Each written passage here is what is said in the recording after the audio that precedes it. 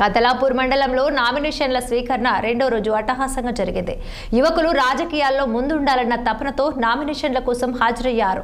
ఈ సందర్భంగా సిరికొండ ప్రాంతానికి చెందిన నాంపల్లి శ్రీధర్ మాట్లాడుతూ తన నామినేషన్ ద్వారా గ్రామాన్ని అభివృద్ధి దిశగా ముందుకు తీసుకెళ్తారని ఆకాంక్ష వ్యక్తం చేశారు. సిరికొండ నుండి డప్పులతో ఊరేగింపుగా వచ్చి నామినేషన్ల కార్యక్రమాన్ని నిర్వహించారు.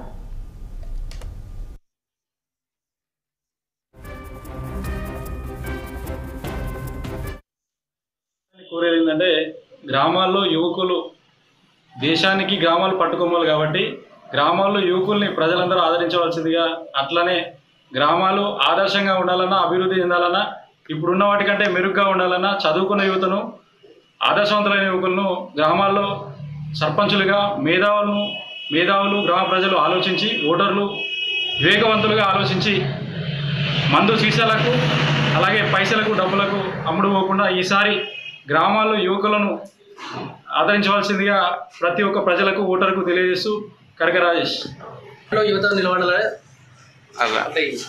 అలాగే ఈ ఎలక్షన్లలో ప్రతి వార్డులో యువకులు ముందుకు రావాలని చెప్పి, యువకుల ద్వారానే దేశం అభివృద్ధి చెందాలని చెప్పి, అలానే దేశం అభివృద్ధి చెందాలంటే గ్రామాల్లో యువకులు అధికారులుగా లేకపోతే నాయకులుగా ఉంటేనే దేశం అభివృద్ధి, గ్రామం అభివృద్ధి, గ్రామంతో పాటు దేశం కూడా అభివృద్ధి చెందాలని